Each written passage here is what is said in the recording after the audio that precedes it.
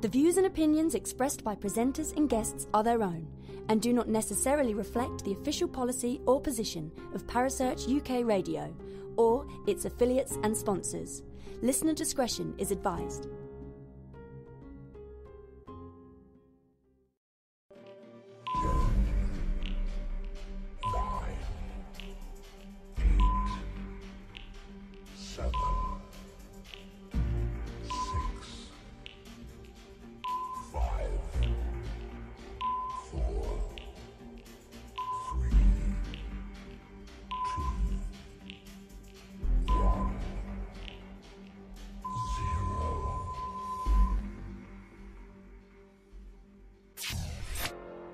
You're listening to Paranormal Concept right here on Parasearch UK Radio with your host, Paul Rook.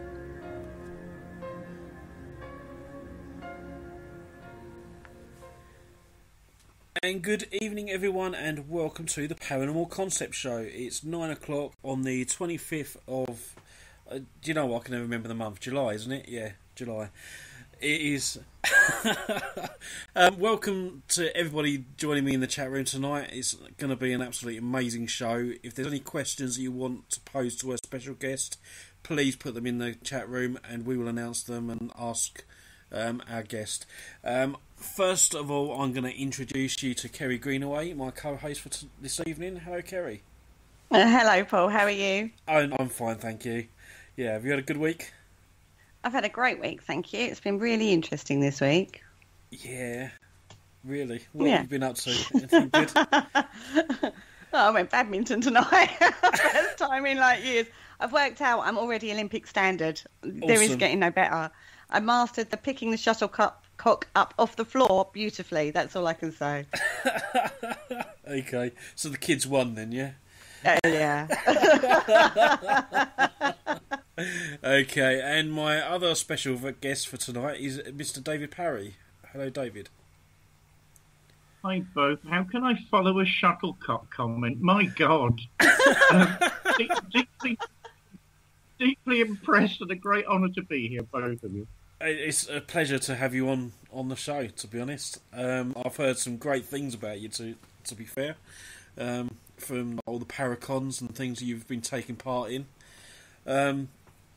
Now, you're one of the top people for Gnosticism. Is that correct? Oh my God. Dun, dun, dun, dun, dun, dun. I am a bishop of the Valentinian Gnostic Church. I should stress I'm also a liberal Catholic priest. I see no contradiction between the two, but that's a long story in itself. Okay. I was actually ordained in a monastery in Italy a couple of years ago in a rather spectacular ceremony. And I am the representative of Valentinian Gnosticism to the UK. So it's quite an involved and long story. Yeah, so I mean, I've been trying to get my head around Gnosticism pretty much all day. And I mean, a few people have tried to explain it to me, but I just can't grasp the concept. So can you tell me where I know that it's sort of, I've been told that it predates Christianity. Yeah. So yeah. How did it come about? Well, you've been struggling with it all day, Paul. I've been struggling with it for 20 years. So between all of us this evening, we might actually get somewhere. You never know. Absolutely. Teach me about Gnosticism. Well, gosh. Right, well, pull up a chair and let's see what happens. As I was saying to Kerry off air a minute ago, you could say it's the original religion of the human. You could say. If we're looking at the earliest times and we're going back thousands and thousands and thousands of years, the idea was that a human being had something of the divine, had a spirit, had a soul, had a type of consciousness within themselves that could connect directly with the cosmos. And for certain reasons, that had been dulled or that connection had been weakened. But you could say, and some people have said, like Colin Wilson, the writer, that, that's the original spiritual striving, becoming more, discovering that consciousness within yourself and learning how to expand as a person in mind and body and spirit. Now, as time went on, Gnosticism, to my mind, got involved with all the different religions, and quite rightly, why not? I would claim, for a number of reasons, it took a very special form when it got to Christianity. But certainly that's a much later thing, and you're looking at schools of thought slowly arising, and Gnostics were accused of everything under the sun at one point. Because technically it's not a belief system. You believe whatever you want to. Technically, it's a way of, as I say, establishing a direct system of communication with the cosmos yourself. So you do that, and you're responsible for it. But so when we get to recorded history, you see Gnostic movements, Gnostic schools within all the religions, and certainly in the Western world, you're looking at the 1st and 2nd century of the Christian era, when it starts becoming codified and they start talking about different beliefs which are seen as keys to understanding yourself, understanding the spirit.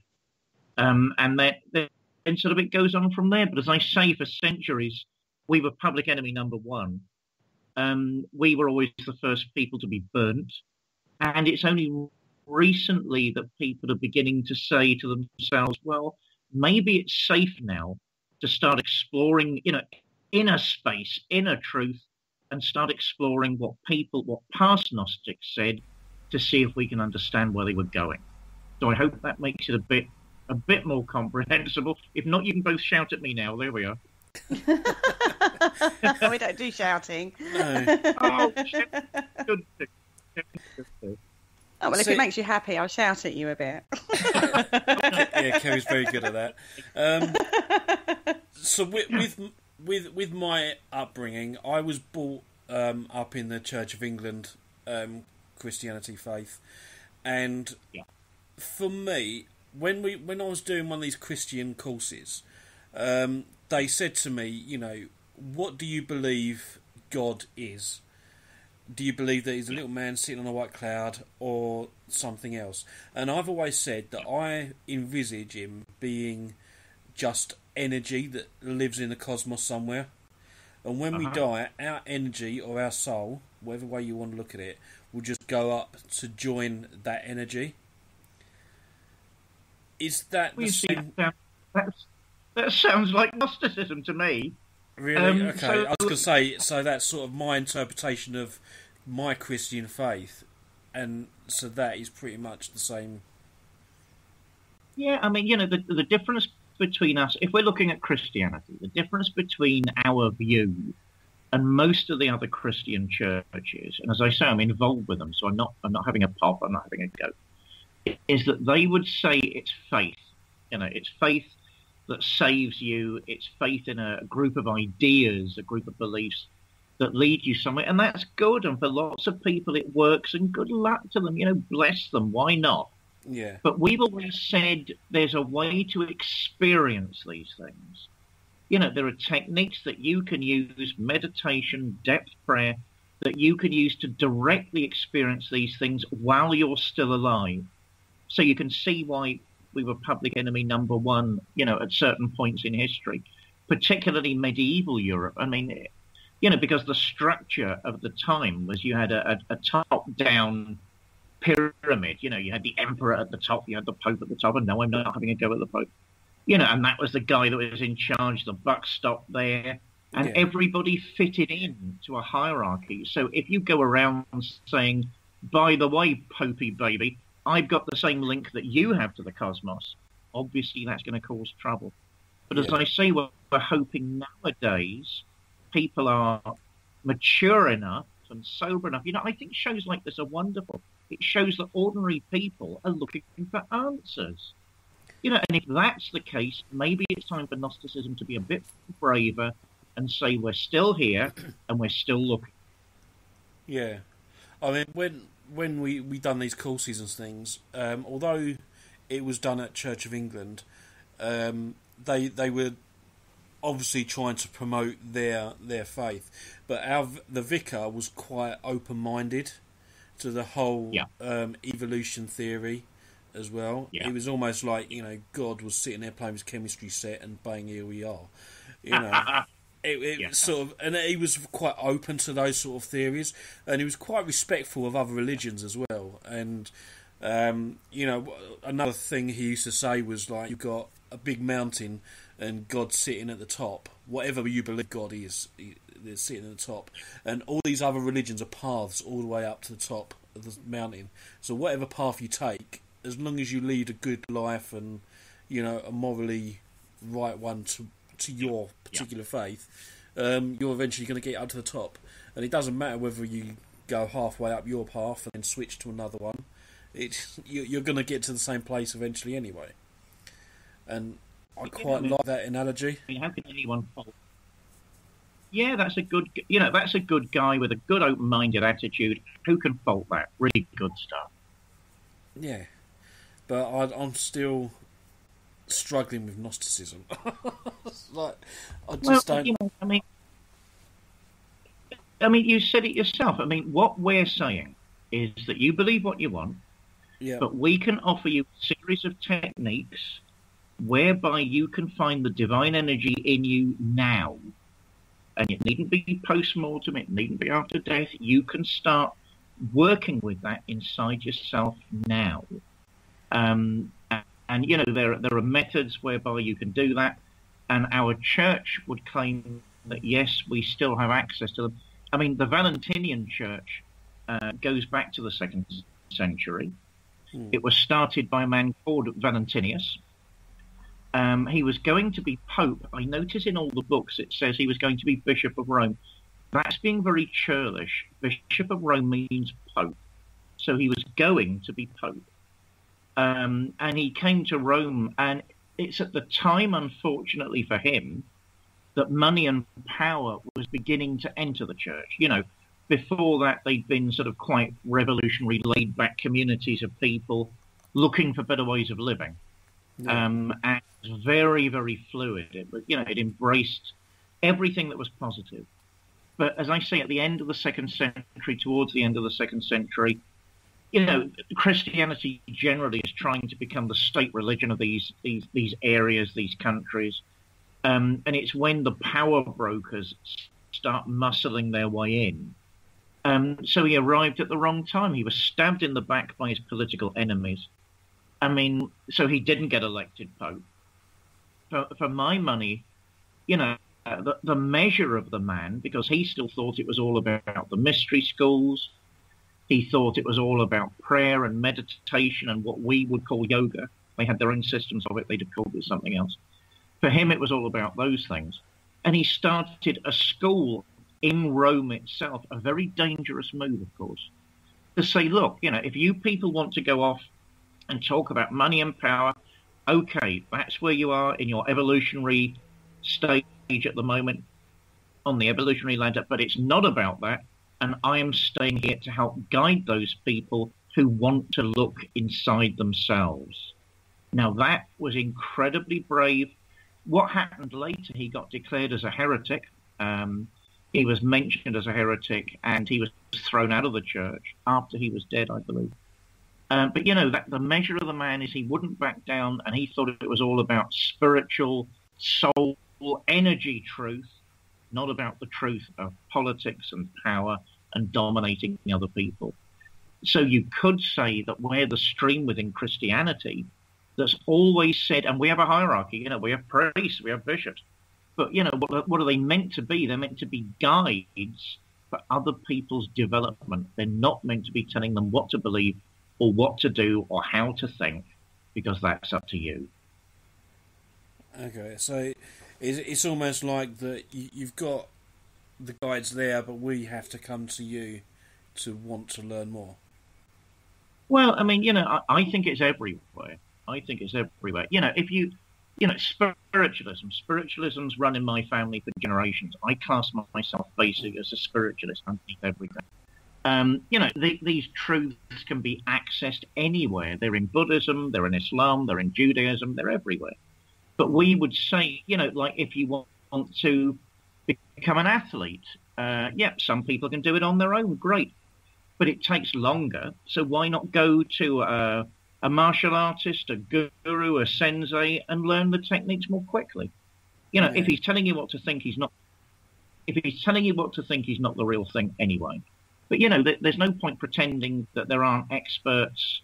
There aren't people, and I wouldn't necessarily claim to be one myself. There aren't people that can help you along the way. That's the idea of a teacher in a school. Or a lecturer in a university. Can you learn all those things yourself, given enough time? Of course you can. But the idea is you go to school or you go to university, so the whole process is speeded up. And it's not for the guy in front of the class, it's for you. That's why it's being done. So, we would say spirituality is roughly the same thing. It's a mutual empowerment.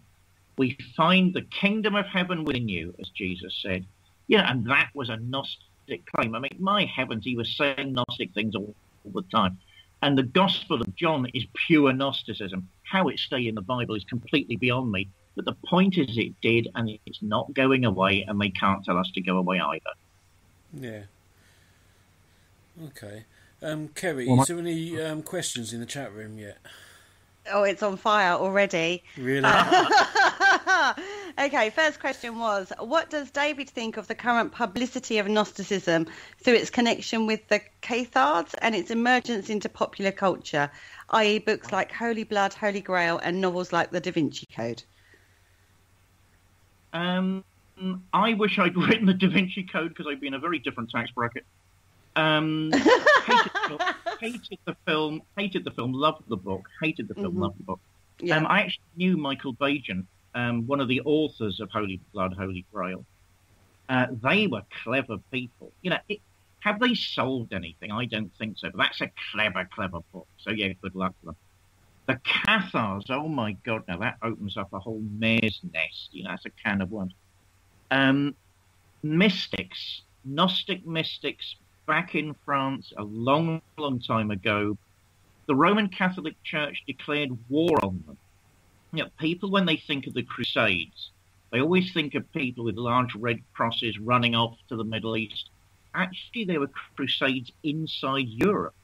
If the Pope and I'm not having a go at the Pope, if the Catholic hierarchy decided you were a problem, you would suddenly find a load of crusaders on your doorstep trying to give you black eyes and twist your arm. So the Cathars are a very sad example of a group of very, very good people indeed. I mean, their name effectively means good people, good men, who had the cheek to say that you're all children of God. Every woman, every man, every child is a child of God. And what we're going to do is educate. They set schools up everywhere. What we're going to do is heal. They set up hospitals everywhere. So obviously they were swines. So the Roman army turned up, in other words, the papal army, the army of the Pope. How far can human beings sink? One of the generals of this army said to the Pope's envoy, "Sir, this is in their families. This tradition, this view is in the families of everybody who lives in this region, which most people agree is the French region called Languedoc. What shall we do? We don't know who's a Cathar and who is not." To which the man representing the Pope said, "Oh, that's okay. Kill them all. God will know his own."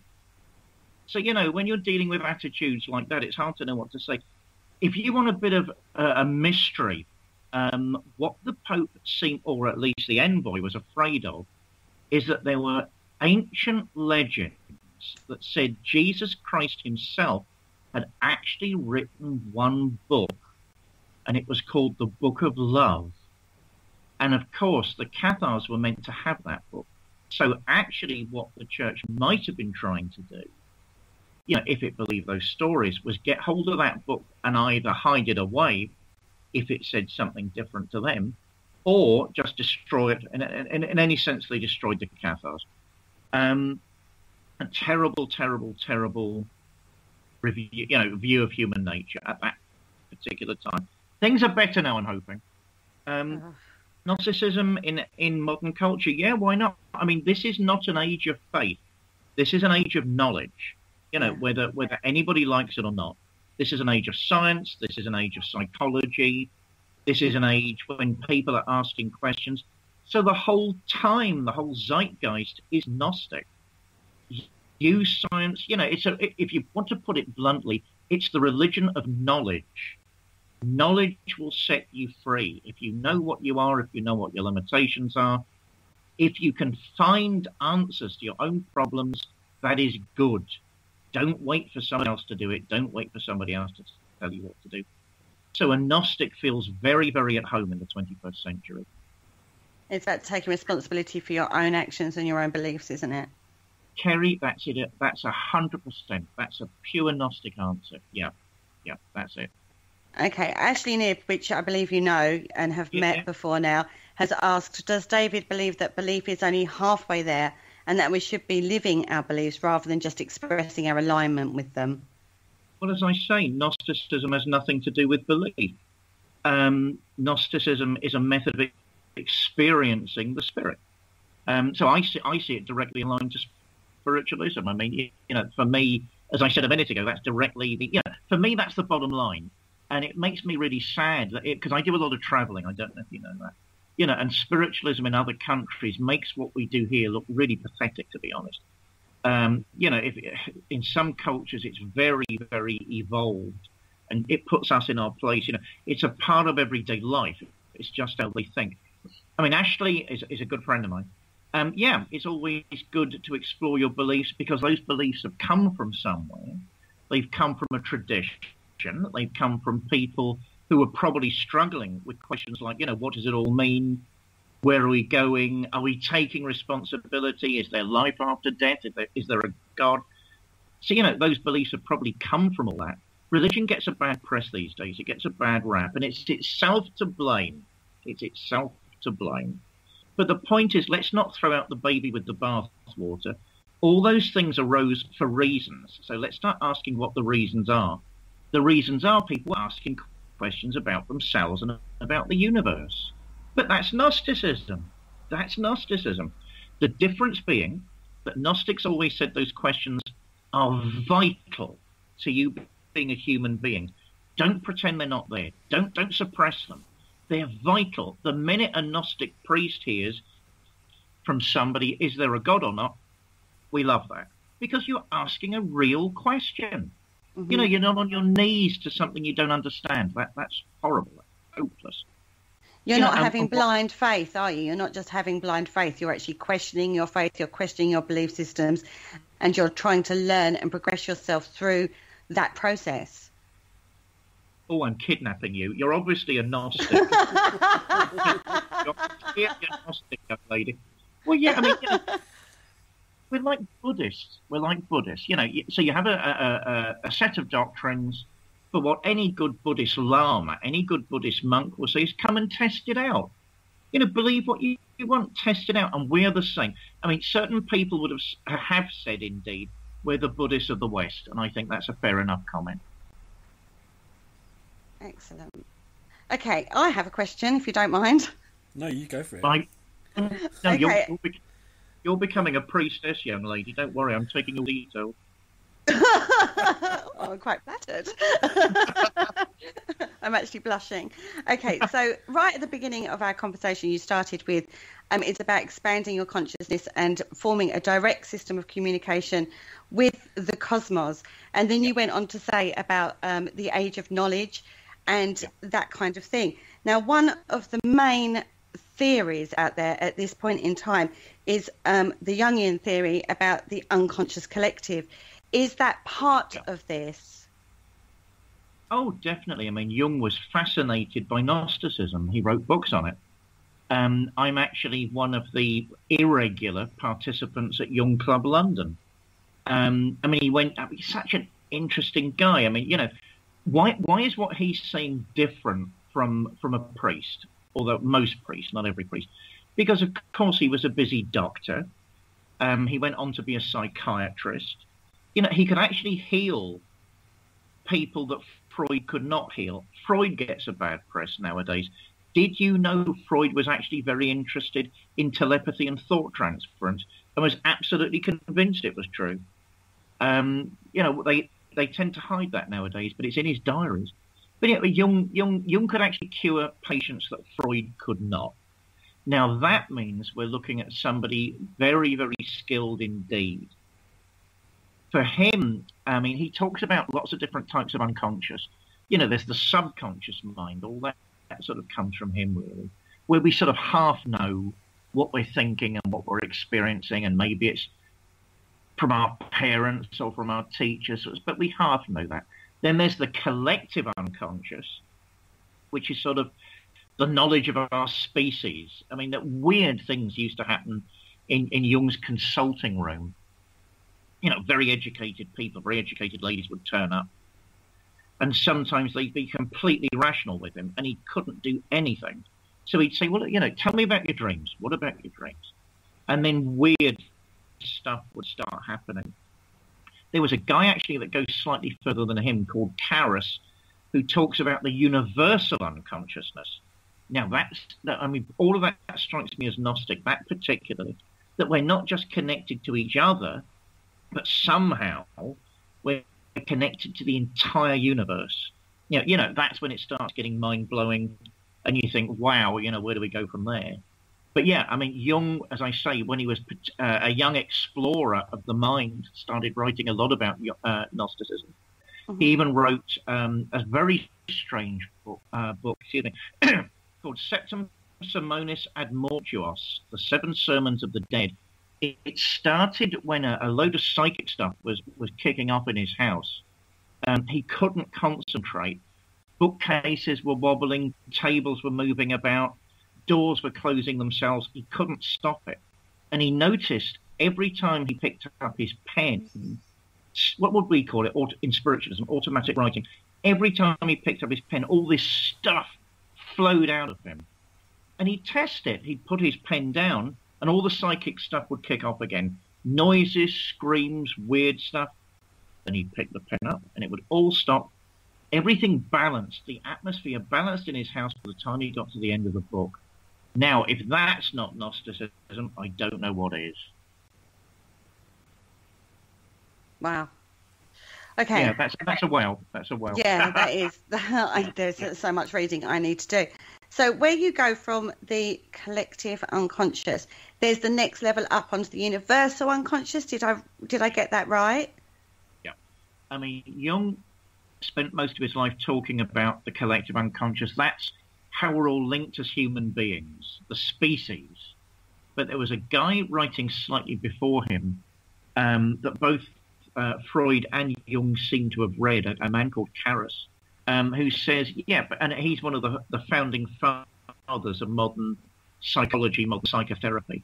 And he's saying, but look, I think there's something like that, but I also think there's, something even deeper than the collective unconscious, which he called the universal unconscious, that somehow I can connect with events happening the other side of the universe because the same energy that's in me is also there in those things.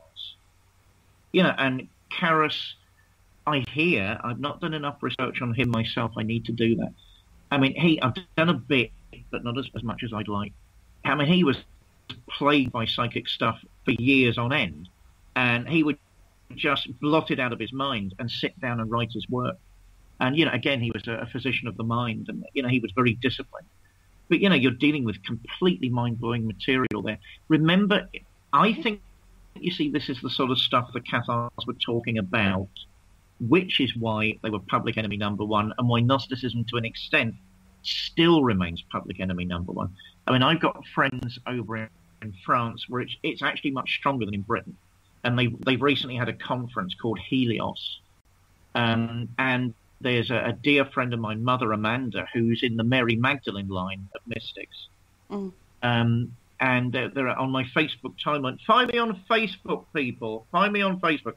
She's wearing these gorgeous gorgeous red robes. I mean, one must remember what Mary Magdalene actually was, before she became this enlightened being. But there's a mystery there. So she's wearing all these spectacular red robes and doing Christian mysteries, which were, initiated by women from the beginning. I mean, in Gnosticism, to change tack a little, women have never been second place. Women have always been equal, and there was always part of our tradition that said Mary Magdalene was the favourite disciple, the main disciple of Jesus Christ himself. There is even a Gnostic gospel. They were all rejected. Some of them were actually in the Bible, then they were thrown out. There's a long story. But they were all rejected by the early church for the reason, you didn't need a hierarchy.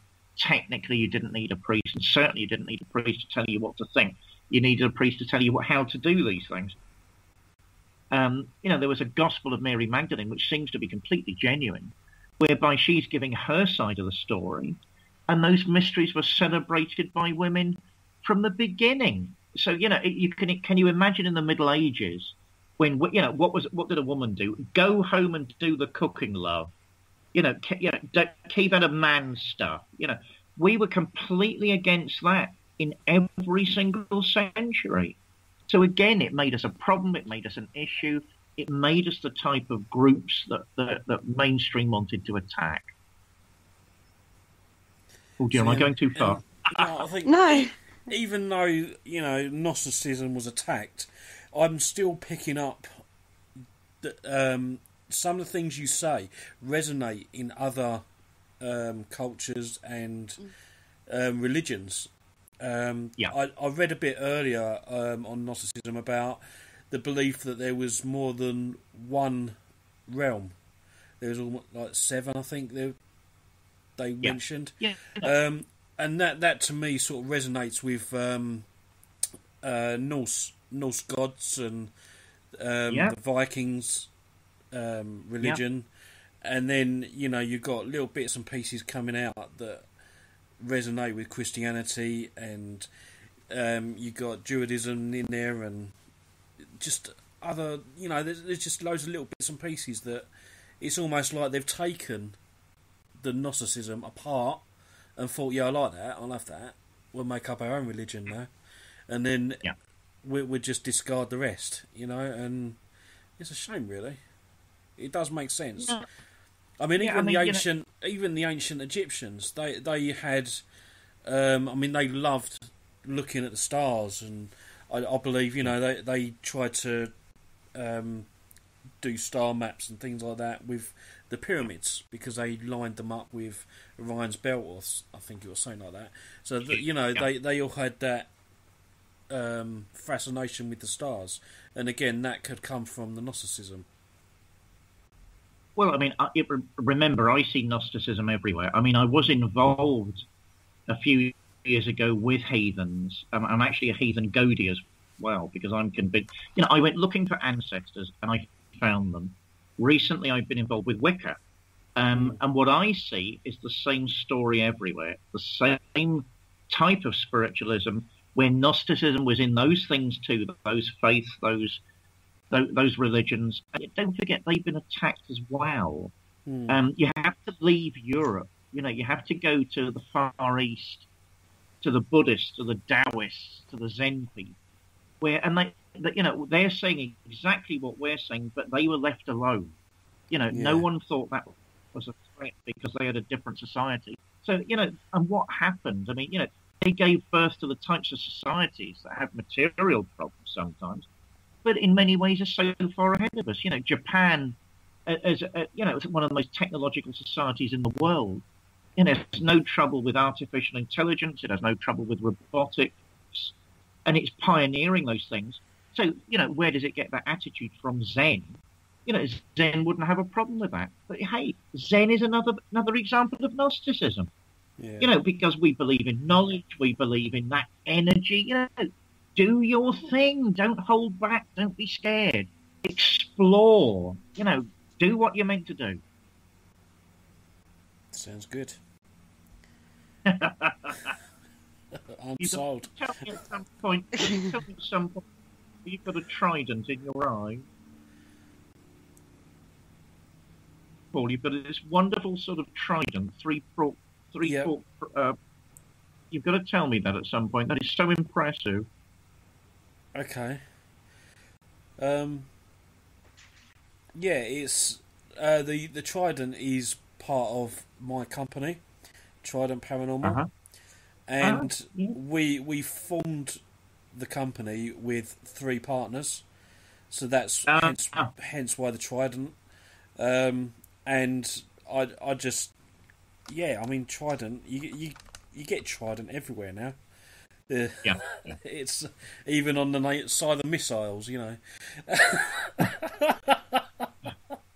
Yeah. Yeah. Okay. So, Should we take a quick break and then come back after the break and continue? Yep, I think that's a very good idea. We shall gather our thoughts. Yep, we will be back shortly after this. Hello, Harry Price here. Good evening. If there's nothing myself and everybody else enjoy here on the other side more is the sit back and relax and listen to Parasearch Radio with its paranormal news, views and reviews from across the UK and beyond. Make sure to find out more about them on Facebook, Twitter and the World Wide Web, whatever they are, to keep up to date with all their broadcasts throughout the week. And I hope you enjoy them as much as we do over here. Hello? Is anybody there? And welcome back. We've got that was Harry Price, the absolutely wonderful advert that he done us, and we're talking with David Parry, all about Gnosticism. So, Kerry, any more questions from the chat room? Well, Andy Mercer has asked, have you read Jung's The Red Book? Yeah, yes I have. And what did you make of that? Well, I mean, it's all this. I mean, he didn't keep it repressed, and neither did the Young Society. I mean, it was gathered over the years. You know, it's him as mystic, it's him as artist, it's him as Gnostic. So yeah, I mean, it's his statement about why he thought the way he did, and you know what he's trying to do with that. So I've read the 7 sermons more than that, but yeah, I've had a look at the Red Book, and extraordinary material, extraordinary. Okay. Now, I have another question. I could probably talk to you all night, David. Oh my God. Okay. Before we came on air, we was discussing how it's almost like in this new age world that, is resurging again. And particularly in the UK, I mean, we've talked about other cultures around the world living that way of life.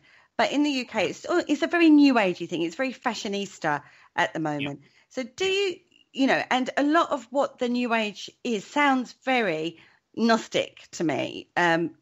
What you're saying about your about Gnosticism, almost like sound bites you get on memes. Do you know what I mean? On Facebook a lot of the time.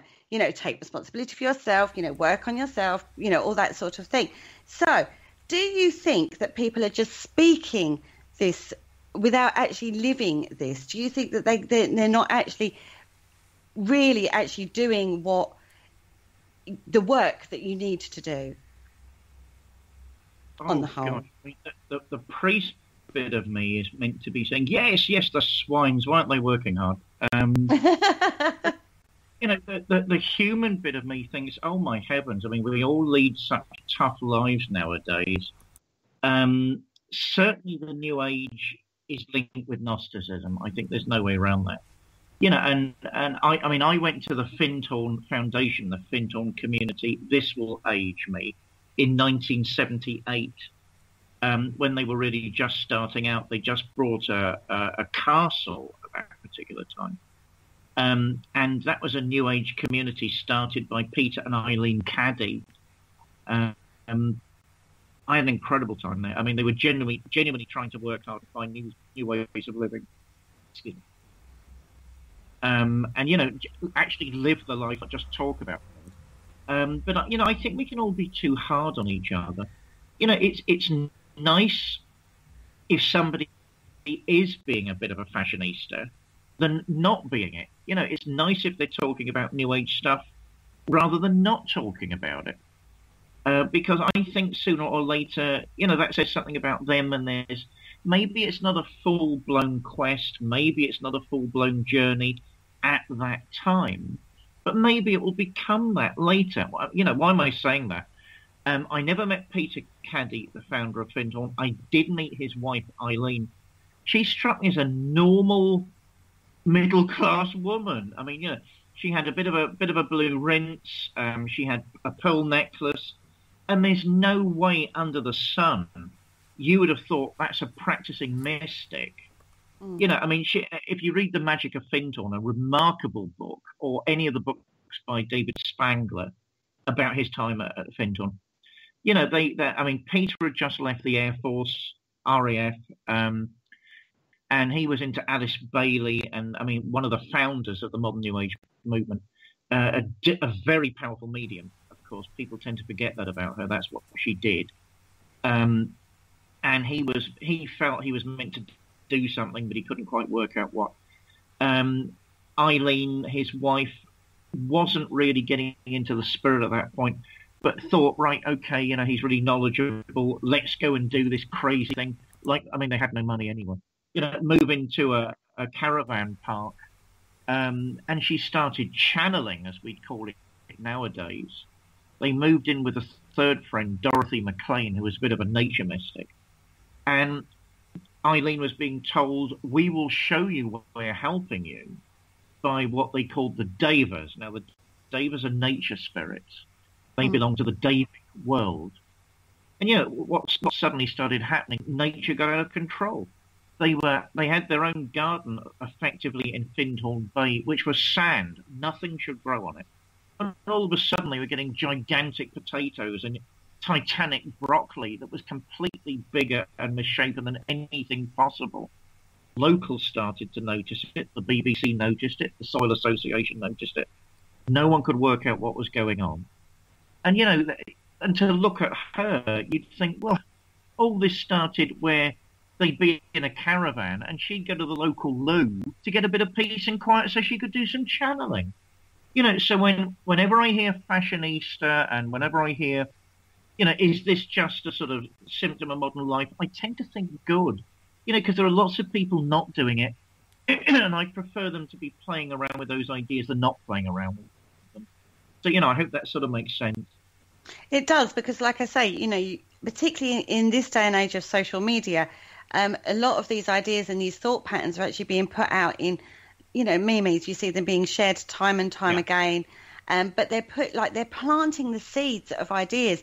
And if you can take those seeds and actually, you know, absorb those and actually process those, then it starts you on a journey that you may not, like you said, go down before. So, you know, I actually think it's quite a positive thing. And some people say they hate these positive affirmations and these things that are going out like this. But I'm with you on this. I think they're a positive thing. I think it starts a tiny thought pattern that can lead you on into thinking about things in a different way and actually, you know, reviewing things in that way. So if it leads you down to ask questions about preconceived or pre-learned ideas or belief systems or whatever way you want to call it, then that's surely a good thing. Yeah, I mean, I think it's wonderful. You know, one of the things I learned from Alice Bailey, I'm not sure whether I believe in reincarnation or not. I think there's something, you know, so many people in the Far East believe. So I'm not willing to write that off. You know, it's just a common belief in India. It's a common belief across China and Japan. Here it's not, but there it is. And they outgun us. There's loads more of them than us. Alice Bailey would say things like, you know, we're all at different spiritual levels. Why are you judging people? You know, are you doing what's appropriate for where you are, your spiritual level? Worry about that. Don't worry about all these other people. And that's really, I think, what the priesthood should have been saying from the beginning, not telling people what to think and what to do. I mean, that's for me, that's wrong. I see nothing but positive energies in modern times, and I know that may sound a bit old with some of the news from around the planet, but you know, I see lots of very, very good things. Even the psychic community, the paranormal community. You know, we've got to remember 100 years ago, we'd have all been put in jail. Very true. It's positive that it's all happening and coming out into the open now. And people are starting to work together more in all of these fields. It used to be like, in the psychic world, it would be like one medium just doing her thing or his thing. But you're now finding people are working together and actually working together in a lot more positive way than has happened before. It's very slow, but it's starting to build momentum. Now, we have had another question into the chat room, again by Ashley. Does Davey think it's possible to actuate ideas into reality through some kind of continued practiced process? Yeah, I mean, yes, I do. And one of the people I read years back, a remarkable woman called Madame Alexandra David Neal, who was the first French, I believe she was French, anthropologist into Tibet. You know, that was at a time, 1800s, when women just didn't do stuff like that, and no Westerner had been there. And she starts talking about the secret mind sciences of the Tibetans. And they're called tulpas. The Tibetans think this energy that Paul was talking about, you know, it's working on lots of different levels at the same time, but it's the same energy. There's a spiritual level, there's a mental level, there's an emotional level, there's a physical level. And what the lamas, what the Buddhists were saying to her was sometimes there are ways that you can take this energy from a high spiritual level, bring it down through a mental level, through an emotional level, into this world. And she tried it. She kept visualizing. That's a very powerful technique. Mm-hmm. Visualizing a Buddhist monk that wasn't there. And he was short and fat and friendly, because that was her ideal of a Buddhist monk.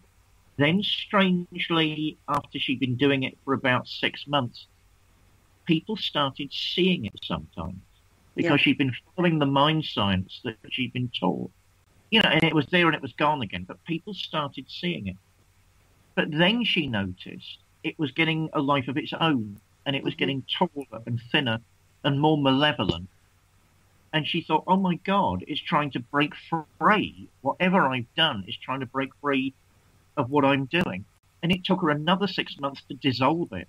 Aleister Crowley, not a good boy, a fascinating boy, but not a good boy, would also do experiments like that in the middle of London, where he'd try and not only work with elementals, very dangerous undertakings, but he'd also try and create them from this divine energy behind everything. And, you know, there are certain places in London which I would have great trouble going into because he never bothered to dissolve them. And they have a reputation. About that, I don't want to talk at the minute, but if you ever ask me back, I will. There we are. There's a bribe. Oh, that's a bribe and a half, isn't it? Okay, so what are you doing next week? So going on that thought that you can actually create something from your mind yourself, can somebody else dissolve that thought pattern? Yes, but it takes twice as long, according to the Tibetan teachers that David Neal had. Yes, they can, but these things, when they start taking off on their own lives, of course, they become aware, and they know when people are doing that. So the originator of the idea can do it more effectively and quickly, but other people can do it, like an exorcism, but it takes twice as long. A dear friend of mine who's a Sufi, believe it or not, has asked me to hold an exorcism later this year. I have done work like that before, but not often, because he believes he's being plagued by a jinn at the minute. All right. That is, I mean, he's a very, very well-known academic. Therefore, I better not say his name without permission. Very, very clever man indeed. And things happen around his place. I mean, he was showing me the last time I met him an ordinary cup. It looked like something from Woolworths. And he said, look at that, what do you make of that? And it was an ordinary cup from Woolworths. And he said, do you know, that is an ancient Chinese, classically designed cup, and it's worth thousands of pounds, and I didn't know what to say. You know, can you see all the signs inside, all the decoration? There was nothing there. You know, can you see all the colours? It's pre-Ming, and I didn't know what to say at all. And he said, look, I know what you're thinking. It's an ordinary cup. What the jinn does is it affects the material world around me to mock me, because it's trying to show that I will not go away and I can't be pushed away. So we're planning an exorcism, a rite of exorcism at the end of this year to see if we can dispel it. So, young Kerry, I will let you know. I will let you know if it's a tulpa, if it's a thought form, or if it's something from the realm of the jinn. Very difficult to get rid of for Western people. Yeah, I would love to know about that. I'd love to see for you to tell me about the progress of that. Because if it's linked to this guy, this academic, surely the energy to disperse should come from him. He feels completely out of his depth. Okay. It seems to take energy from his frustration. It seems to want to put him into negative states of mind, negative emotional states. And it seems to almost be feeding on that to generate something, maybe to keep itself going. And he feels that it's succeeding at the minute. So I confess I've dipped my toe in the water with stuff. I confess that. Mm. So do we then go back to taking responsibility for yourself and your actions and, working on that yourself? He knows it's having this effect on him, so he then has to take that responsibility and not allow it to affect him. Is where we're linking into the Gnostic perspective, I suppose. Yeah. Oh, look, Kerry, I mean, there's no escape from that. Bloody take responsibility. There's no escape from that. But I do think, if someone's much more powerful than you, which can happen sometimes, and people are, if they lack caution, my worry about the whole paranormal community is sometimes they want to go into the deep end of the swimming pool without making sure they can swim. And that's one of the reasons I very, very rarely go on investigations or attend seances. I mean, I've done it in the past, but nowadays I'd be much more cautious because, sometimes you're dealing with things that simply outgun you. And I think he feels that that's happening in his particular case. And it's hard to know what to say. I mean, he's a good, decent guy. I can understand that, because if to begin with, if he had the confidence to, say, for example, manifest that energy, he thought he could deal with it, and then because it's feeding off him, he's basically knocking his confidence in another way of putting it, and now he doubts that he can get rid of himself. Yeah, look, if it's squarely on the head, that's a bullseye. What it's trying to do is wear him down, and that's what it's done. And that's what it's doing. And from a very confident man, obviously interested in mysticism and that sort of stuff. From a very confident man, he's a bit shakier than he was even 12 months ago. And you think, my God, it's winning. Yeah. So, we're going to attempt quite a potent exorcism, as I say, when we get to the autumn. Yeah.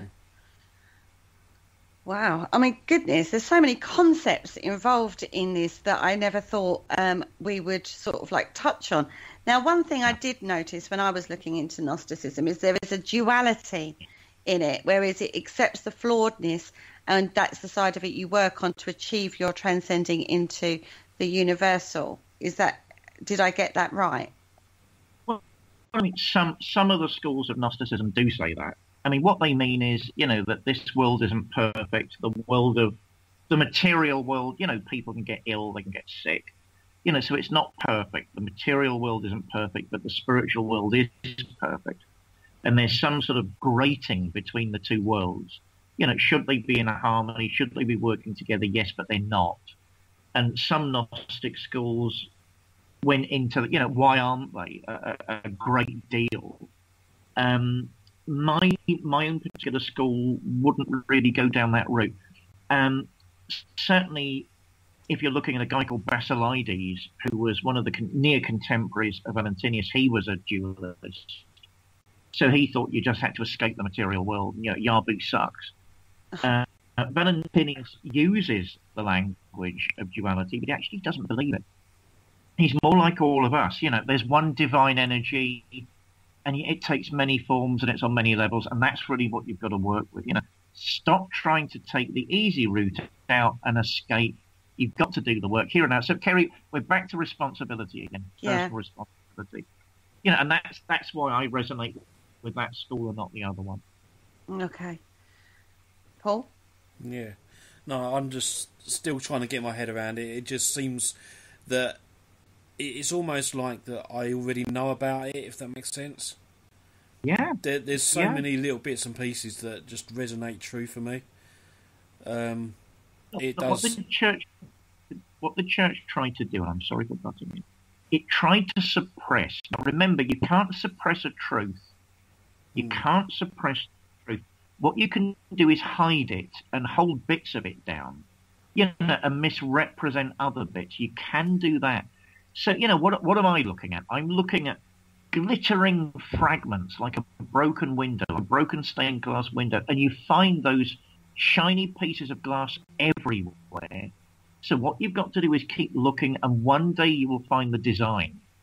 And I think that's the task of modern Gnostics. It's almost like it's hidden in plain sight as well, with it being scattered through so many different religions out there. And interpretation also. The truth's out there, you just got to interpret it for yourself. Oh, look, Paul, another complete bullseye. I mean, I don't know if Greg told you. Well, I mean, the truth is out there. And again, it's personal responsibility, it's personal understanding. It's your relationship with the divine energy. Stop waiting for someone to tell you. Find it yourself, Grow up, don't be afraid. Of course, we start a very strange journey, a wonderful journey the minute that happens. With me, it took me into spiritualism and certain types of occultism. But I can't say I regret a moment of it. It's been an incredible journey. So I'm quite a positive person. I will always look for the positive in everything and put that out there. And it does seem to be coming back. So, is sort of the vibes that you put out, you'll get back. And I'm a great believer in karma as well. And and it all seems to be tied in to this Gnosticism. Look, I mean, shows like this are incredibly important. It gives people a voice. It allows them to talk about crazy stuff. We can all get on. We're from different backgrounds, different walks of life. We can share these ideas and discuss them. This is pure Gnosticism. What we're doing tonight is Gnosticism, and we're exploring things like personal responsibility, the divine energy at different levels. How this show and the whole paranormal movement, to my mind, is doing something way beyond what it thinks it's doing. No, it's not only bringing back real occultism, real Gnosticism, it's bringing back hope to the world. We're not just bags of chemicals. We're not just little machines. We're not just animals running around that can be controlled by much more powerful people than us. There's something incredible and strong and wonderful and beautiful in all of us. And it's shows like this, and it's every single investigation that takes place in a warehouse, and it's every seance, and it's every single little moment of telepathy that shows there's more to human beings than meets the eye. And I think it's wonderful. And just before we wrap up the show, Andy Mercer in the chat room, he said, has David met Stephen A... Is that Hollier? Or H-A-O... Bishop Holler. Holler, yeah. No, I have friends in common with him. I never had the privilege of meeting him, but we're on very, very similar lines. Yes, he's a very, very great man. Bishop Dr. Holler is a good guy. So is he someone you want to meet? Yes. Yeah. Cool. Yeah. Well, I'm sure the cosmos will provide. I have no doubt about it. But sadly, we have come to the end of the show. I just want to thank you, David, for showing up on the show. It's been absolutely amazing. Mind blown, really, quite frankly. Yeah, give me a lot to think about, and yeah, it's very interesting, and we'll definitely have to have you on the show again, and we can carry on talking about it. It's been a pleasure. Well, I'd be very, very honoured. As I say, I'm long in the tooth, and I've been in the paranormal sphere for a very long time. And that's why I'm so enthusiastic and excited by it. You know, even all the rows, it shows there's energy. It shows something's happening. And I'm sure we've got a lot more to talk about. Oh, we have. We've only touched the surface, really, I think. And, I want to thank Kerry as well for joining me on the show tonight. You're very welcome. It's been an absolute... I've thoroughly enjoyed tonight. Thank you so much for having me on your show. And, thank you, everybody, for joining us in the chat room. And hopefully you will all see us next week for... What are we doing next week? We've got... we're talking para conventions again with Vivian Powell and Sean Cadman next week. Yeah, that's going to be great. I'm looking forward to that one. Yeah, I know you really want to talk to those two, don't you? Yeah. You won't lie. I'm not going to lie. I really want to talk to those guys. That's sort of Kerry's catchphrase. I'm not going to lie. So yes, thank you. That's one thing I don't do. Yeah, exactly. So thank you everyone for joining me tonight, and have a safe week, and see you all again next week on the Paranormal Concept Show.